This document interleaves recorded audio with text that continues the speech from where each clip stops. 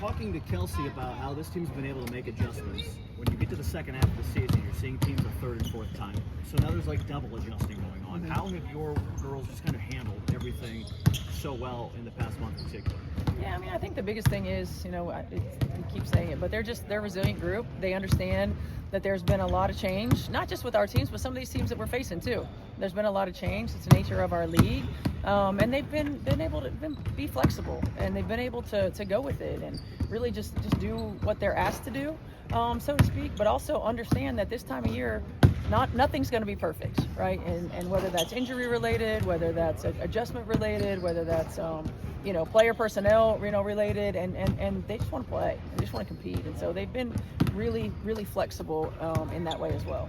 When you bring new players in, be it going back to Sydney, Erin, Chloe, and now Kyra, do you have sort of a template of what you give them on day one, or do you kind of have to figure out what you need and just make those on the fly? Yeah, I think with some of them, we have an idea of the things that we'll run when they're on the floor and the things that we won't.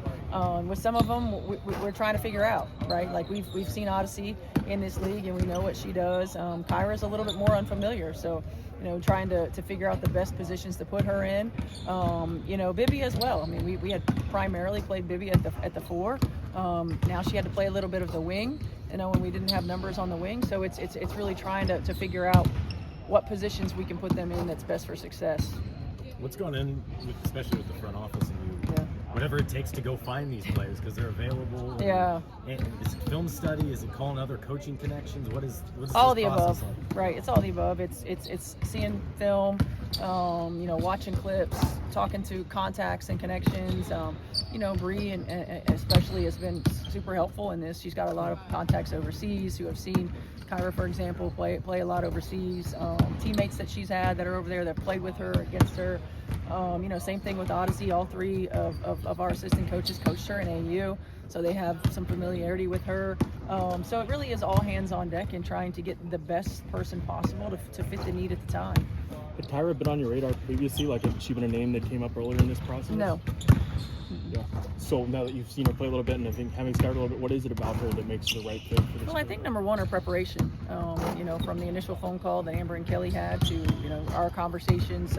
She's been watching the team.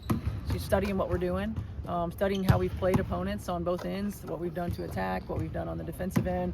Reminds me a little bit of Ari when she came in and really already kind of had some of the playbook down. Her ability to get downhill. She's got some speed and quickness as well. So all of those things are what we need and what we miss without having Arian sit on the floor.